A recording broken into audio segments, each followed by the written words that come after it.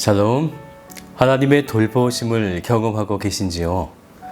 우리를 끝까지 돌보시고 이끌어 가시는 주님의 손을 오늘도 꼭 붙잡으시기를 주님의 이름으로 축복합니다. 오늘 말씀은 욥기 19장 말씀 되겠습니다. 제 19장. 욥이 대답하여 이르되 너희가 내 마음을 괴롭히며 말로 나를 짓부수기를 어느 때까지 하겠느냐. 너희가 10번이나 나를 학대하고도 부끄러워 아니하는구나. 비록 내게 허물이 있다 할지라도 그 허물이 내게만 있느냐. 너희가 참으로 나를 향하여 자만하며 내게 수치스러운 행위가 있다고 증언하려면 하려니와 하나님이 나를 억울하게 하시고 자기 그물로 나를 에워싸신 줄을 알아야 할지니라. 내가 폭행을 당한다고 부르짖으나 응답이 없고 도움을 간구하였으나 정의가 없구나. 그가 내 길을 막아 지나가지 못하게 하시고 내 앞길에 어둠을 두셨으며 나의 영광을 거두어 가시며 나의 관모를 머리에서 벗기시고 사면으로 나를 허르시니 나는 죽었구나. 내 희망을 나무 뽑듯 뽑으시고 나를 향하여 진노하시고 원수같이 보시는구나. 그 군대가 일제히 나와서 길을 도두고 나를 치며 내 장막을 둘러 진을 쳤구나.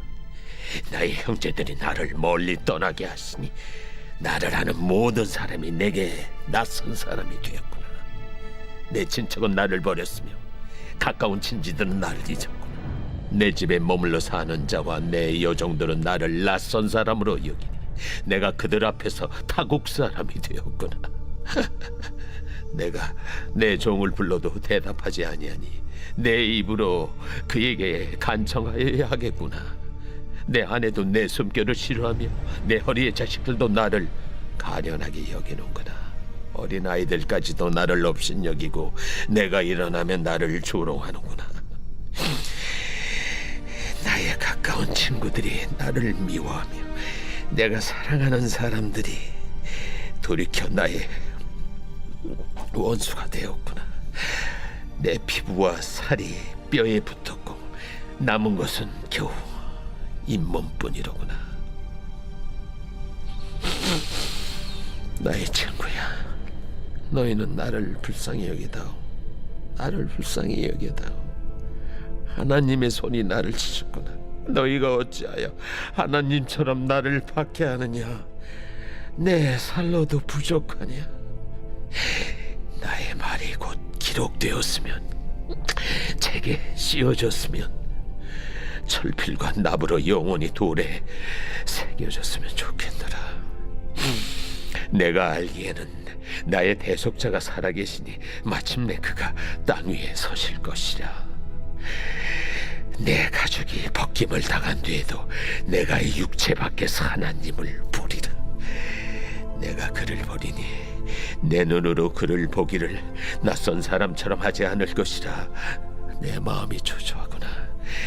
너희가 만일 이르기를 우리가 그를 어떻게 칠까 하며 또 이르기를 이래 뿌리가 그에게 있다 할진대 너희는 칼을 두려워할지니라. 분노는 칼의 형벌을 부르나니 너희가 심판장이 있는 줄을 알게 되리라. 오늘 우리가 함께 보고 있는 19장은 빌닷의 두 번째 변론의 그 이야기에 대한 욥의 대답인데요. 이 19장은 아주 중요한 의미를 가지고 있습니다. 로마서 8장 18절을 보면 유명한 말씀이 나오죠. 생각하건대 현재의 고난은 장차 우리에게 나타날 영광과 비교할 수 없도다. 고난, 여러분은 고난이라는 것을 어떻게 바라보고 계신가요? 우리는 고난을 피해가고 싶지만 사람은 언젠가는 병이 들고 죽는다고 하는 이 죽음을 가지고 살아가고 있기 때문에 어쩌면 이 땅에서의 모든 순간들이 고난이 되어지는 것이죠. 하지만 그런 우리들에게 예수님이라고 하는 새 소망을 주셨는데 그것은 죽어서가 끝이 아니라 다시 부활해서 영원히 살 수 있다는 영광스러운 생명이 되어집니다. 그렇기 때문에 분명 죽음은 우리에게 다가오지만 죽음이 끝이 아니라 장차 우리에게 나타날 영광을 바라볼 때에 더 이상 이 세상의 삶이 고난이 되지 않는다라는 것입니다. 왜냐하면 우리는 소망을 바라보기 때문이죠. 사랑하는 성도 여러분, 그런 소망의 삶을 살고 계십니까? 욥의 친구들이 욥을 굉장히 괴롭히죠. 그래서 욥이 이렇게 말합니다. 2절을 같이 볼까요? 너희가 내 마음을 괴롭히며 말로 나를 짓부수기를 어느 때까지 하겠느냐. 너희가 10번이나 학대하였다고 말하고 있어요. 비록 자신이 허물이 있다 해도 사람 누구에게나 다 허물이 있는 것은 아닌가. 그런데 이런 비참한 고통을 당하고 있는 것이라면 이것은 뭔가 내가 잘못해서라고 말하기는 좀 어렵다. 이렇게 욥은 말하고 있는 것입니다. 그래서 욥은 6절에 이렇게 말하죠. 하나님이 나를 억울하게 하시고 자기 그물로 나를 애워싸신 줄을 알아야 할지니라. 하지만 욥은 생각해 보는 거예요.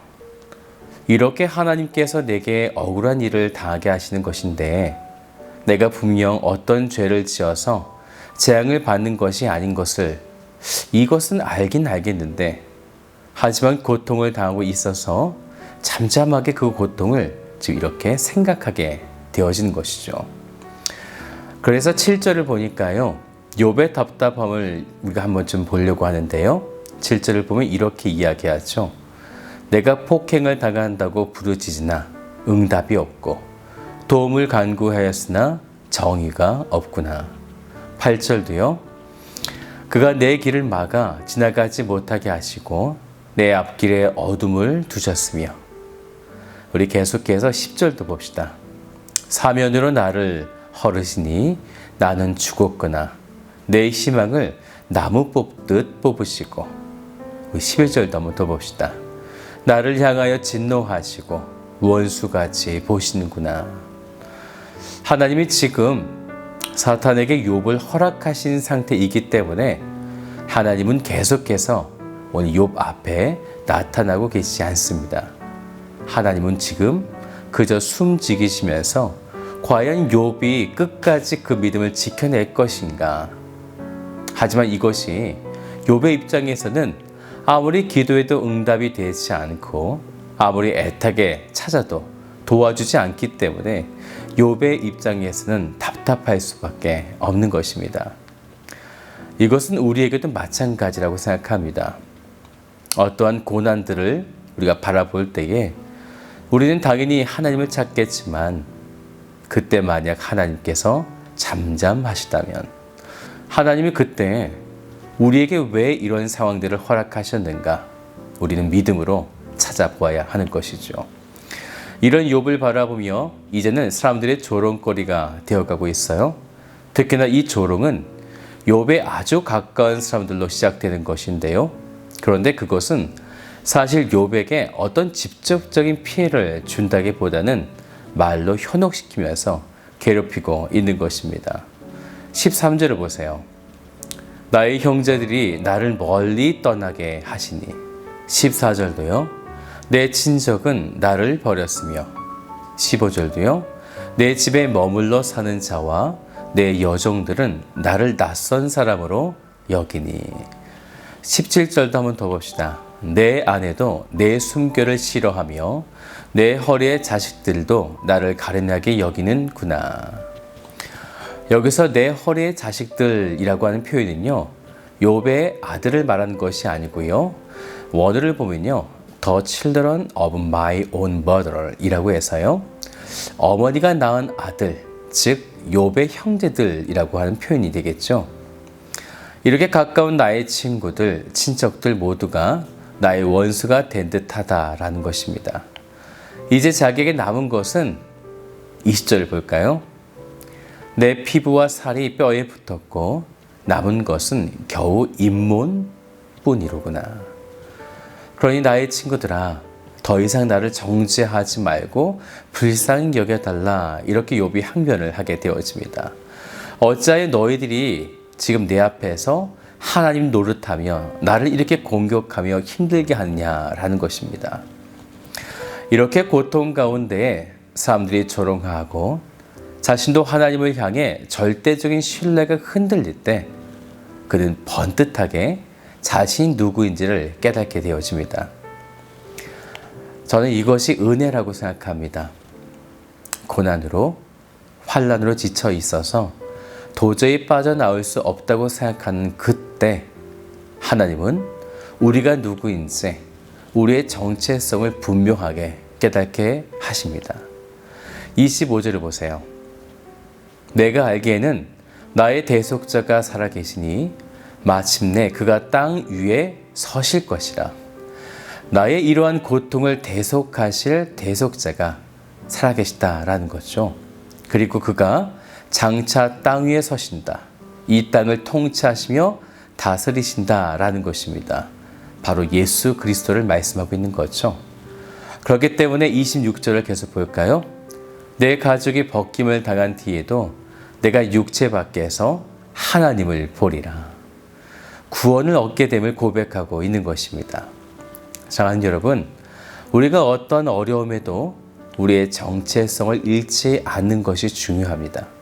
내가 누구인지, 그리고 내가 분명 앞으로 하늘의 시민으로서 어떻게 될 것인지 오늘 이 사실을 기억하시면서 어떤 상황 속에서도 나의 정체성을 분명히 발견하셔서 늘 승리하시는 복된 성도가 되시기를 주님의 이름으로 축복합니다.